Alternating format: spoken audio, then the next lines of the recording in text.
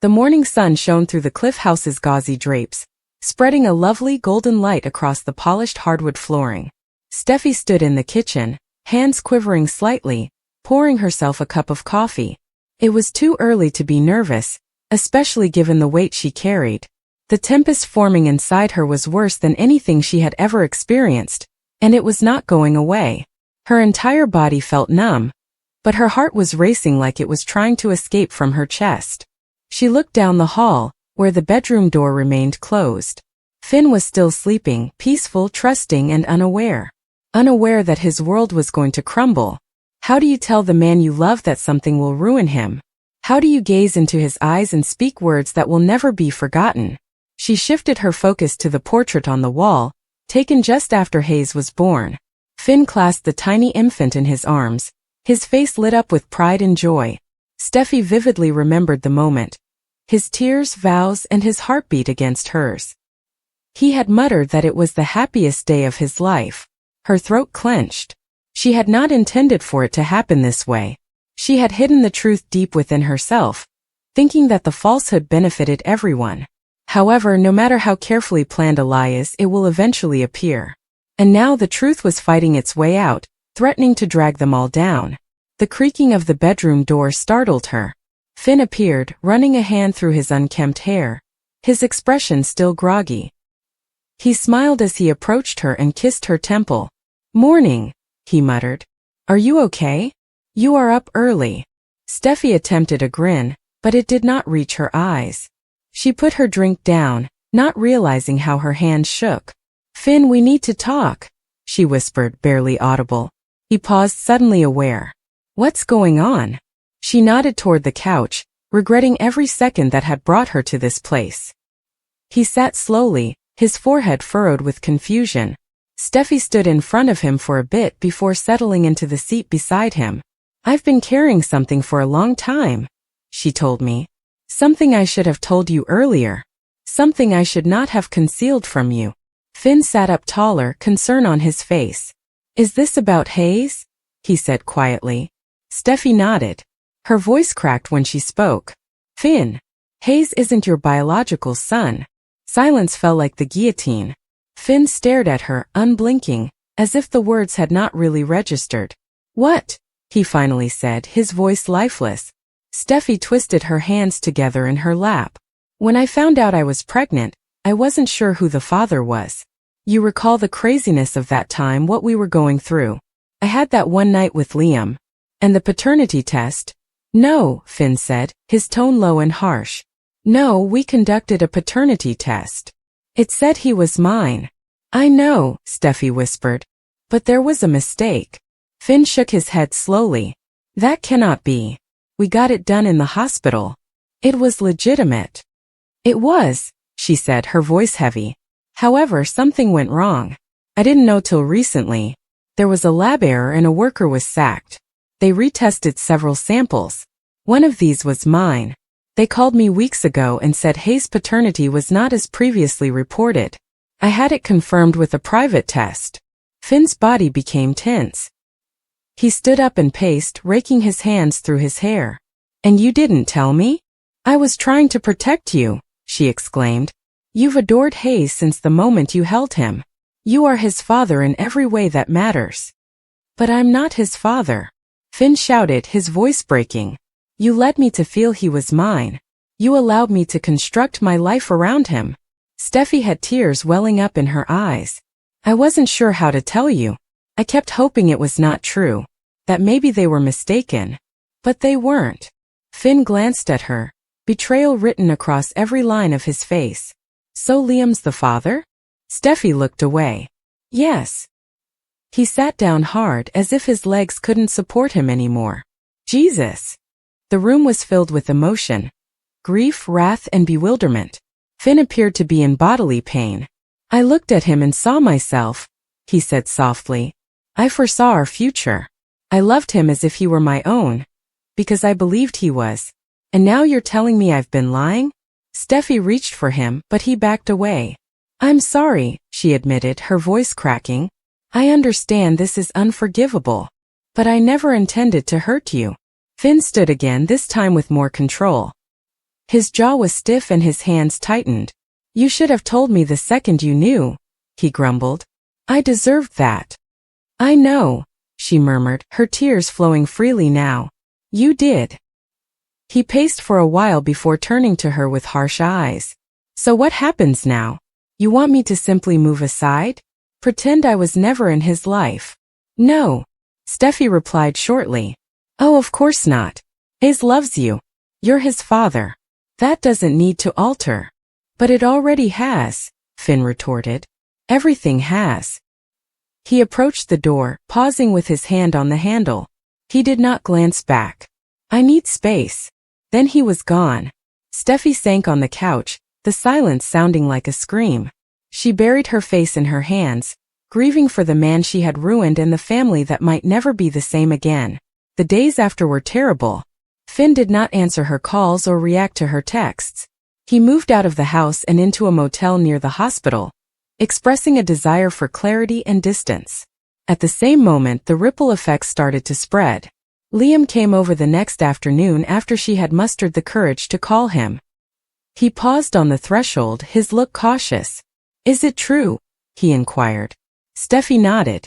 "I apologize. I should have told you too." Liam came inside hesitantly, his gaze drawn to a portrait of Hayes. His throat tightened as he stared at the child he assumed was his own in some alternate future. "So, Hayes is mine?" he asked, scarcely audible. "Yes," Steffy answered. "It was confirmed by a second test." He slumped down heavily, exhausted. "God, I don't even know what to say." "I know," she whispered. "I've turned everyone's world upside down." Liam glanced at her with a mixture of awe and incredulity in his eyes. "He is my son. And I've been watching him from the sidelines the entire time." Steffy flinched. "It was not on purpose. I thought Finn was the father. I believed the initial test. I would never have kept him from you." "But you did," Liam replied gently. "Even after you found out. I was terrified. Finn has been such an excellent father. I did not want to shatter his heart. I did not want Hayes to lose him." Liam touched his cheek. "This is going to change everything." She nodded, feeling the weight of the words in her bones. It wasn't long before the news spread beyond their little circle. Brooke, Ridge, Hope, and even Thomas quickly discovered the awful truth. The reactions varied, but each was explosive in its own way. Brooke was indignant on Liam's behalf. Hope was crushed, and she felt betrayed not just by Steffy but also by the delicate peace on which she had come to rely. Finn, meanwhile, tried to keep his world from collapsing. Everything else had changed, but his feelings for Hayes remained constant. He couldn't shake the sensation that his foundation had been ripped out from beneath him. He found himself questioning everything: his decisions, his instincts, and his place in the family he thought he had created. One night, he unexpectedly returned to the Cliff house. Steffy opened the door, astonished and frightened.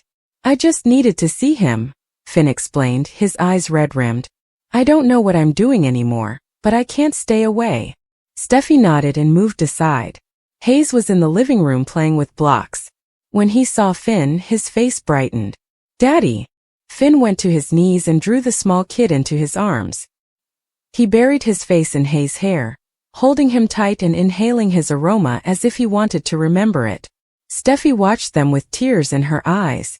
"I want to be in his life," Finn stated softly. "Even if I am not his biological father. I want to be there for him." "You always will be," she said. "If you want to be." But the journey ahead would not be easy. Custody negotiations loomed. Emotions were frayed. Liam wanted to be present and interact with his son.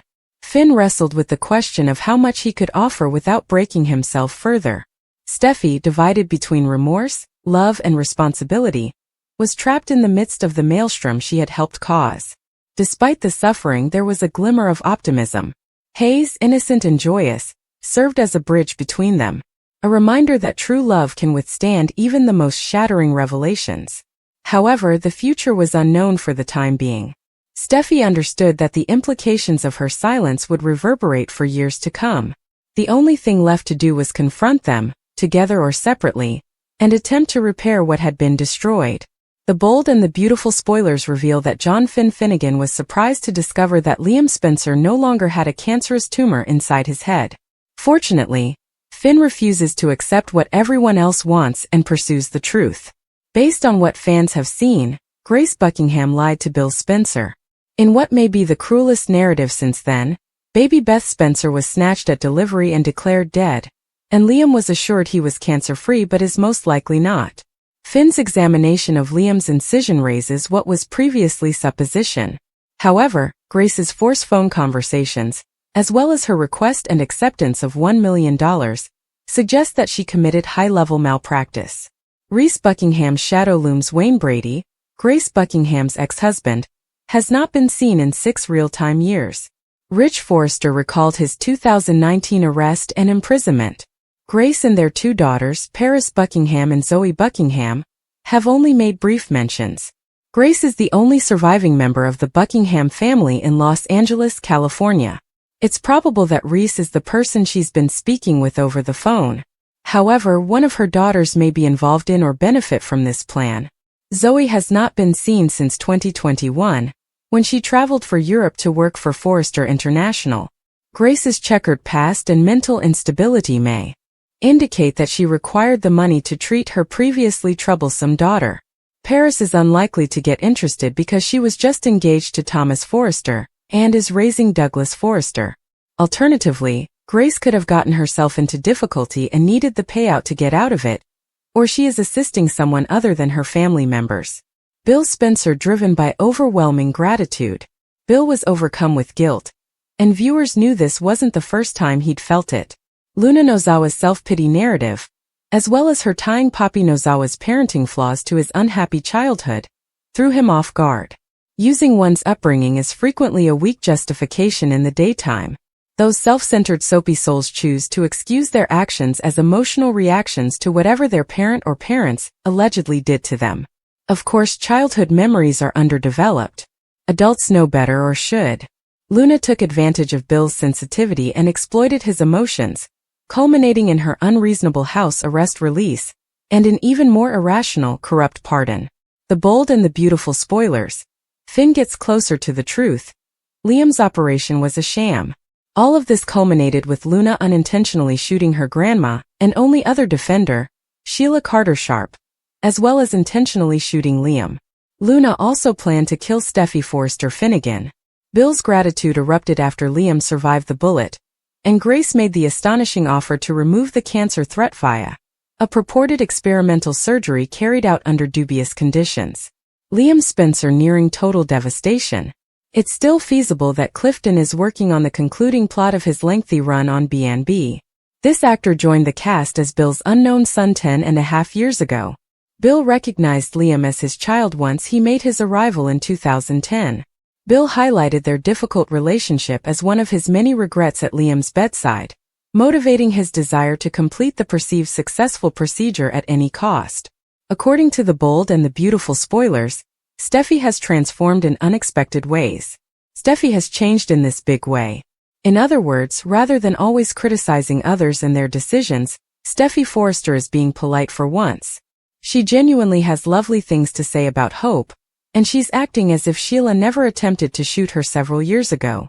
Clearly, this is an unexpected character shift. But the major question is, how long will it last? This is what B&B lovers want to know.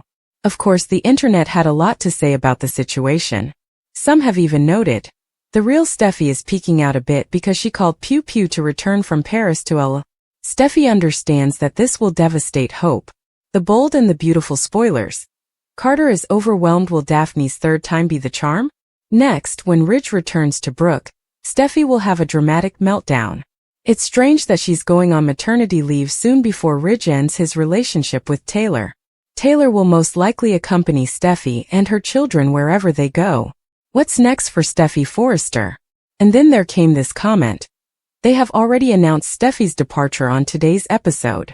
She told Liam she was going away with the kids to get away from the recent upheaval. I don't think Taylor will join her. With Steffy gone, they're clearly playing up their Beatrix triangle more. But do not worry. Will she return to normal after her maternity leave? The bold and the beautiful spoilers. Steffi has changed in this massive way. It is unclear what will happen next. Fans of the bold and the beautiful will have to tune in every day to see what happens next.